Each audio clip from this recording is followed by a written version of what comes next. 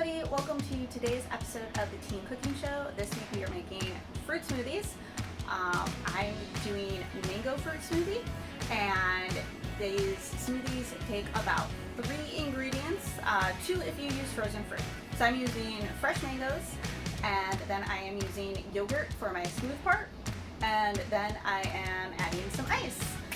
And while fruit smoothies are very basic and quick to make, the mixing it up takes all of a couple minutes. If you are chopping your fruit, it might take a little bit longer. I remember when I first started learning how to chop fruit, my biggest annoyance with cookbooks was the cook time was about the amount of time it took me just to chop everything up.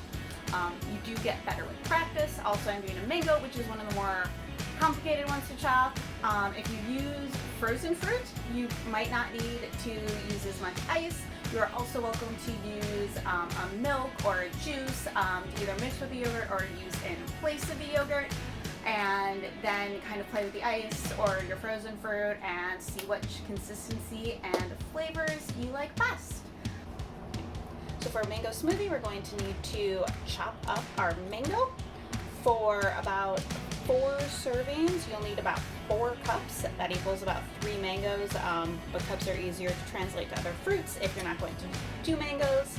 And therefore, if you really just want a single serving or a little bit extra, 1 to 2 cups is fine as well. For mangoes, you are going to need to peel it and then chop it into cubes.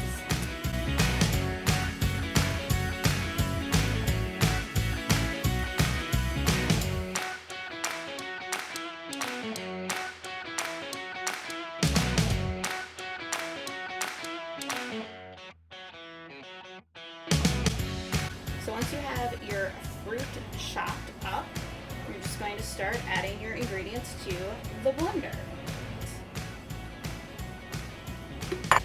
I'm using yogurt for the smooth part of the smoothie. And I am using a honey vanilla yogurt. If you want, you can use plain yogurt, a little sweeter, vanilla, honey. About 2 cups of yogurt. See, I also have some almond milk out. You can use regular milk. Might not be necessary, but that's more so if you feel the need to make it thinner. You can add some almond milk, some regular milk, some orange juice, what have you, just to thin it out a little bit. Last, you need to use ice. If you are using frozen fruit, the ice is less necessary. Ask for about 2 cups of ice. If you're using crushed ice from your fridge, it's a lot easier to measure it in a cup form. Using regular cubed ice, it's a little bit more difficult. So what I'm going to do is just add it in a little bit of time as it gets crushed up. And once I think the consistency is right for me, that's what I'm going to go with.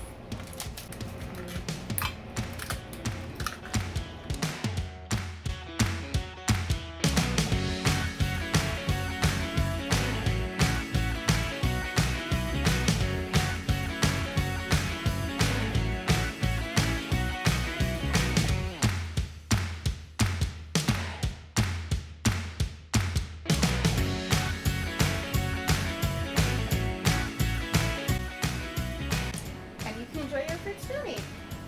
If you give it a try, let us know. Let us know what fruits or flavors or add-ins you tried, and we'll see you around.